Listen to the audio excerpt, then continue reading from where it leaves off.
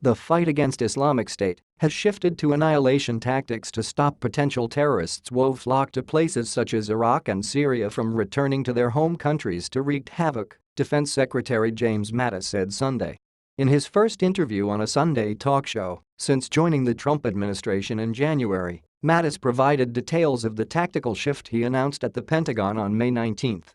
"We have already shifted from attrition tactics, where we shove them from one position to another in Iraq and Syria," Mattis said on Face the Nation on CBS. "Our intention is that the foreign fighters do not survive the fight to return home to North Africa, to Europe, to America, to Asia, to Africa." The comments followed a week when the Islamic State claimed responsibility for the May 22 suicide bombing in Manchester, England, that killed 22 people.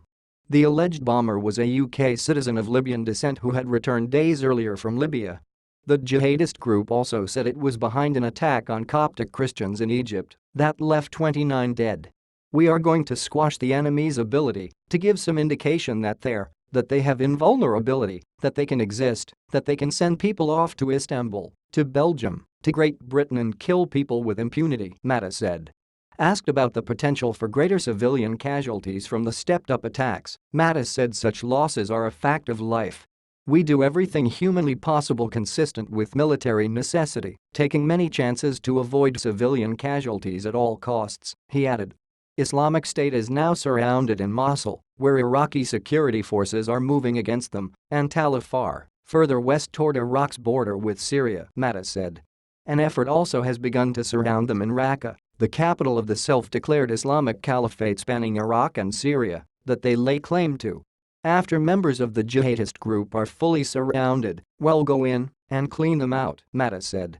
"The bottom line is we are going to accelerate the campaign against ISIS," he said. "It is a threat to all civilized nations. And the bottom line is we are going to move in an accelerated and reinforced manner, throw them on their back foot." He said the U.S. plans to strip them of any kind of legitimacy and deny any country from providing Islamic State with any degree of protection as well as dry up the group's fundraising. Donald Trump, in a May 21 speech in Saudi Arabia during his first foreign trip as president, urged Muslim nations to eradicate terrorism and send its wicked ideology into oblivion. "This is going to be a long fight," Mattis said on CBS.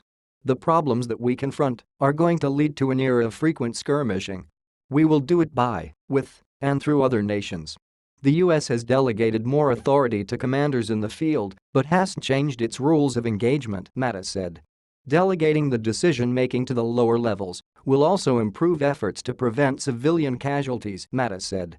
The retired U.S. Marine Corps general, 66, sometimes known by the nickname Mad Dog, said war with North Korea, if it transpired, will involve probably the worst kind of fighting in most people's lifetimes.